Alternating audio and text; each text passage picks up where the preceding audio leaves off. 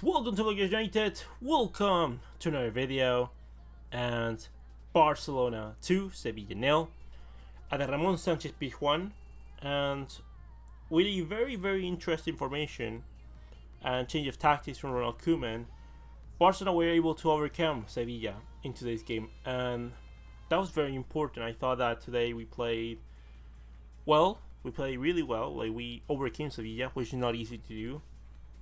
We weren't prime Barcelona or anything, but we don't have to be. There's those things that I just want the team to be good because we have the players to be really good.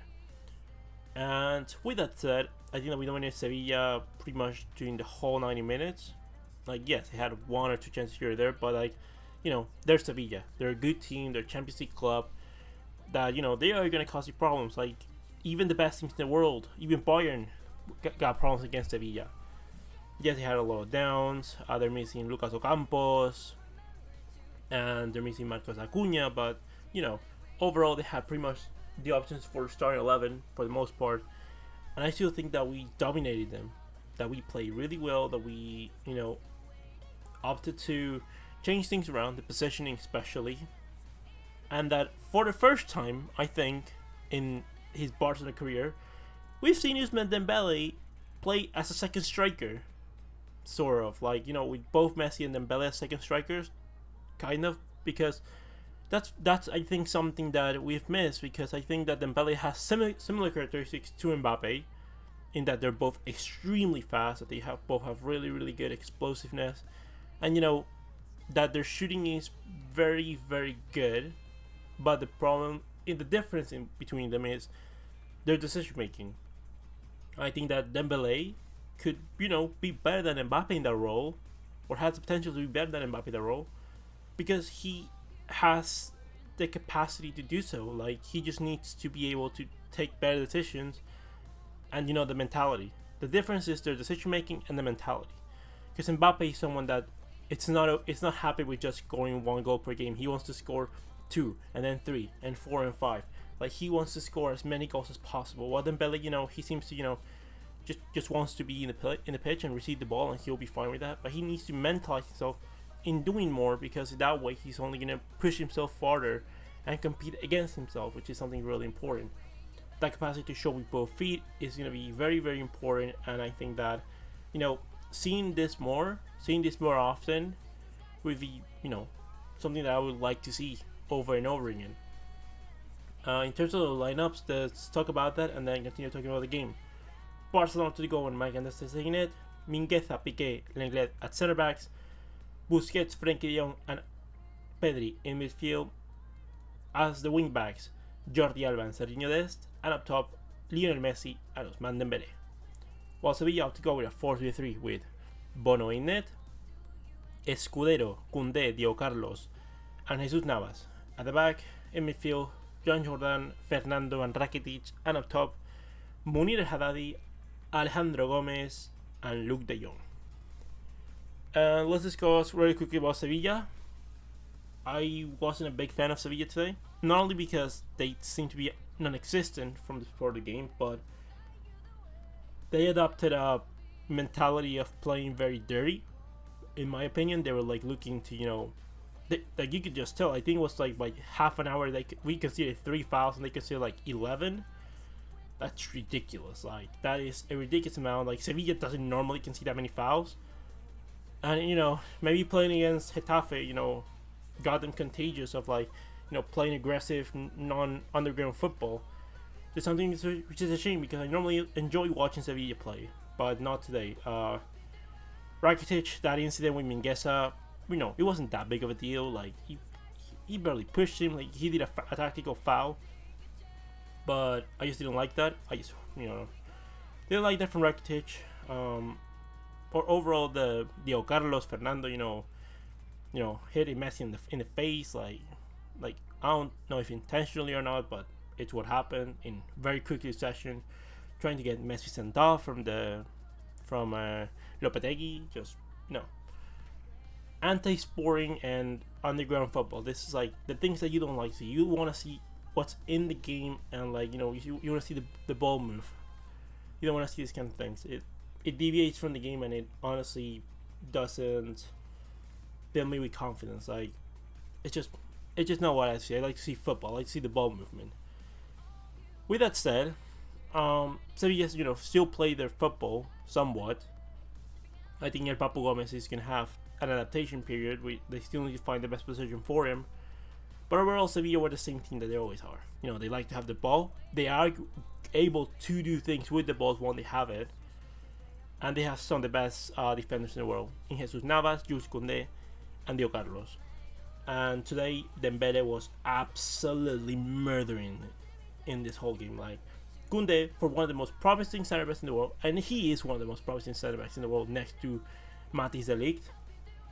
I think that, Dembele today had it for dinner in the first half. Like, that was ridiculous. And if Dembele was, a more convincing finisher, that's why I say that he could be one of the most dangerous players in the world, because that explosiveness coupled with him being ambidextrous and, overall having a really good shot power that accumulates for him to be a very, very decisive player. I think the midfield today was really good. Frenkie de Jong was absolutely sensational. Like, the 2021 Frenkie de Jong it's another thing. Like, he's the De Jong from Ajax, but at the same time he is a De Jong that's, going forward and doing things, farther up the pitch. And it's something that I've missed, because I think that De Jong, because of his, physical presence, should be capable of doing things like that. Like, he's not like, the likes of Pedri, the likes of Puig, which, yes, other than have the ball, that you're not going to expect them to, arrive into the area and win headers and, arrive with a lot of speed, which is like something that De Jong does exceptionally well. Busquets today was really, really good. Like, obviously, when your team plays well, the majority of the team normally plays well if the collective is been doing really well. 17 for the led, and I mentioned both Busquets and led because they both had, they've been under criticism fairly or unfairly over the past couple of weeks. Sometimes fairly, sometimes unfairly, in my opinion. But they were really good. Now, this is not said that I think Busquets needs to go to the bench, from time to time. Not every day has to be a starter. Alba and Des, going down the wings, they were really good. I think that was, obviously, they're more protected, therefore they have more license to go forward, and that's where they really excel. Like, asking Dest or Alba to, be exceptional in attack and be also rock solid in defense is unrealistic, because Alba has never been a solid defensive player. But that didn't matter before, because we are a team that normally has the ball at all times, and him being an extremely offensive player is not a problem, but an advantage. Same thing with Des. Now, this is not saying that Des cannot improve, and that shouldn't improve, but that he already can give us so much going forward. Almost scored a goal, a really good one. That was a really good shot from him, and sadly hit the woodwork. But overall, I sometimes like to see Barcelona try the three at the back, because I think that that's a good change of dynamic, and I think that gives us a lot going forward, like having options.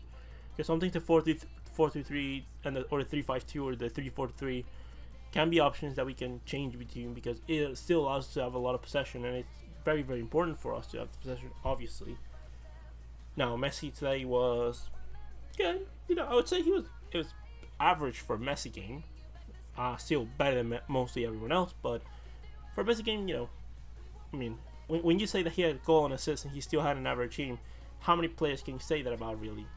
There's no one else that you can say that about, really. Overall, the performance today was pretty good.